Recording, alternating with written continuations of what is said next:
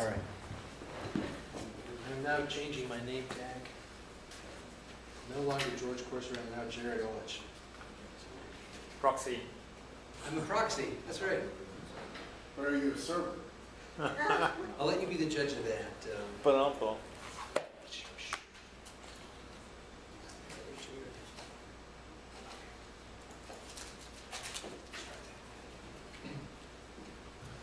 All right, my name is George Courser, and I'm doing a presentation for Jared Olich.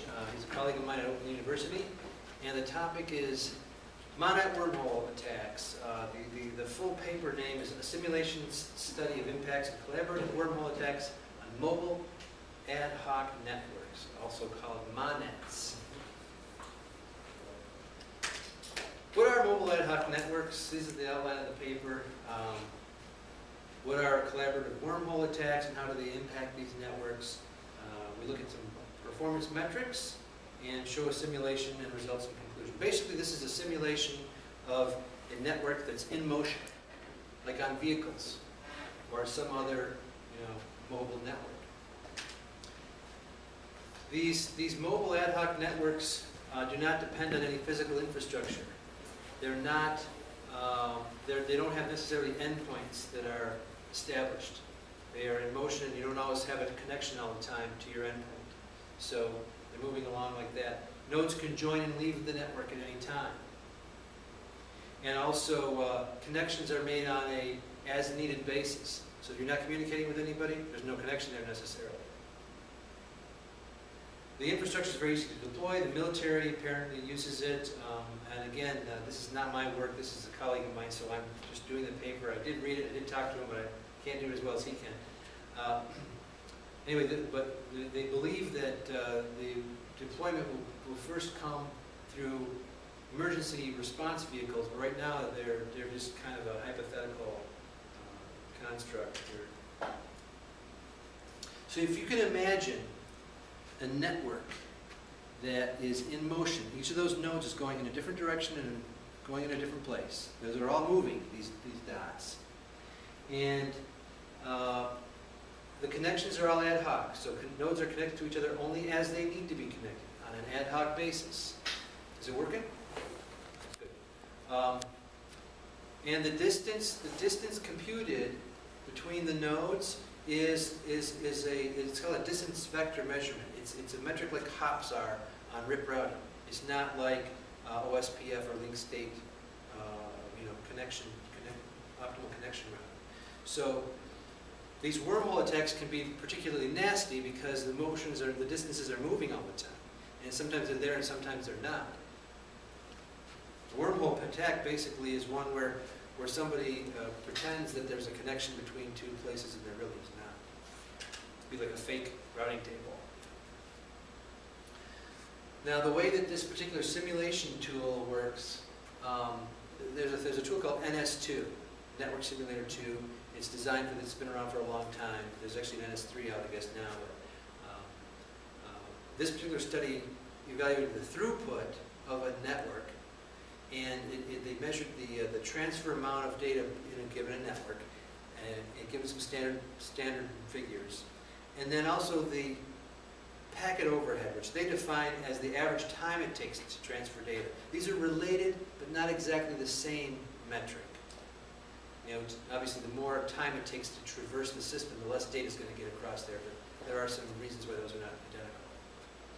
And just to remind you that these things are wireless networks, and they're reacting to the network that's going on. So you can imagine if you're driving along in a car or flying in a fleet of planes or boats or whatever, people are moving in all different directions, and you're connecting based on that.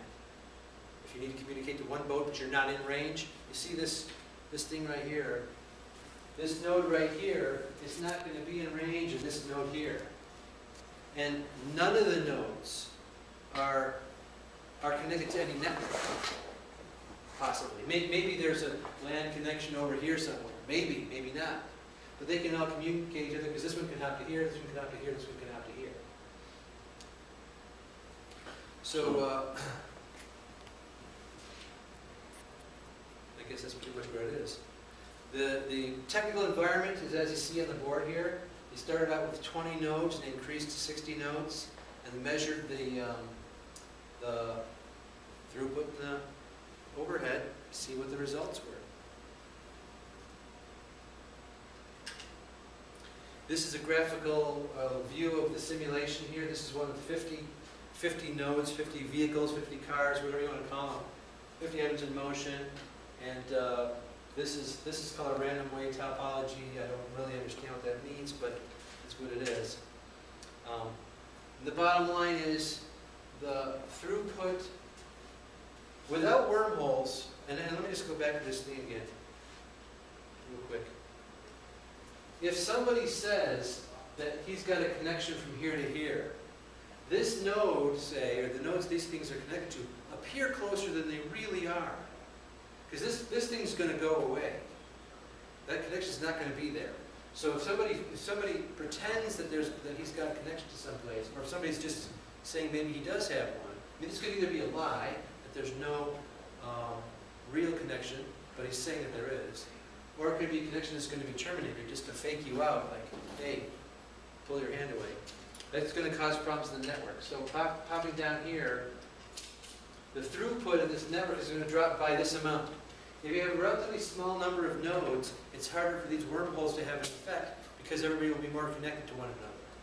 So the greater the number of nodes, the more of an effect the wormholes are going to have on throughput, according to the simulation. Not only do they know that that effect happens, but they also know by how much. The percentage also increases with the number of nodes in the network. And the overhead, the throughput decreases, the overhead increases. The red line is where we are when we have no wormhole effect, and the blue line is where we are when we have a wormhole effect. So the overhead bloats up when there is, I think they had four, yes, they had 4 wormholes in each one. So there's a consistent number of wormholes throughout this study. The nodes were the only thing that increased. Basically, the nutshell of this study is the wormhole attacks do degrade the throughput, the wormhole attacks bloat the overhead, and the contribution of the paper is to quantify these things. And it does vary with the number of nodes in that simulation. They only simulated a certain number of nodes, so that's pretty much what we have. Any questions on that? Good job. All right, thanks. Made up some time, good. Saves up some time.